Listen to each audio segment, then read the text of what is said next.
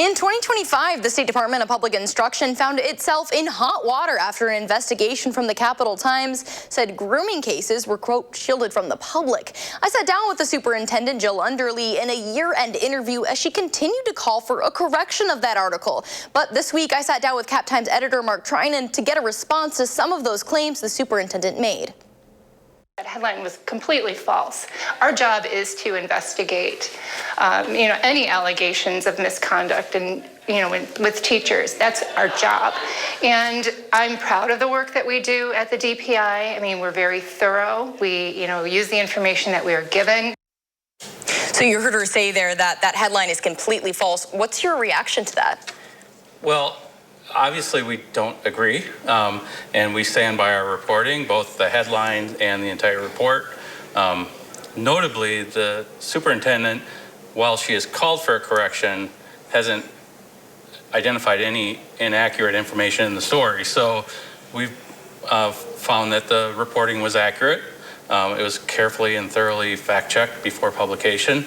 And we also gave Dr. Underly multiple opportunities to talk with us before we published the story, and her staff was aware of what our findings were showing, because we had asked them multiple questions regarding our findings. So I stand by the headline. I think it was fair and accurate, and if you look at what the DPI has done since our published report, you can see that one of the activities they've undertaken supports the headline.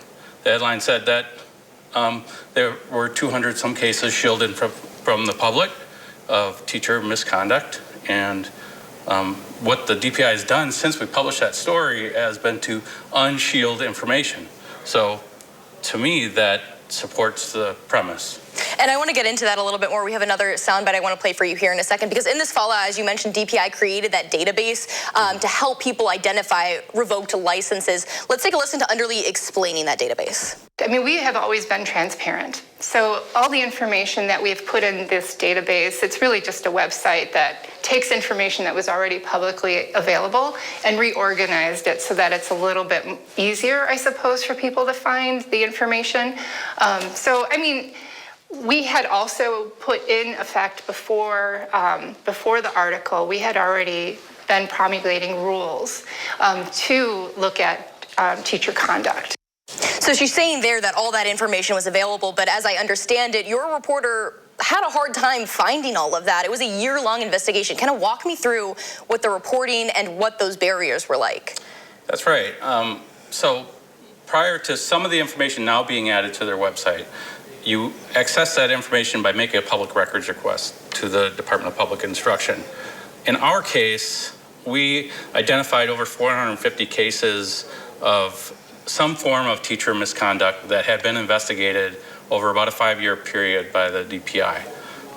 We asked, in one instance, a request, we asked for just 10 case files of cases we knew about that where teachers had been accused of some form of sexual misconduct or grooming behavior toward students. We asked for that in April.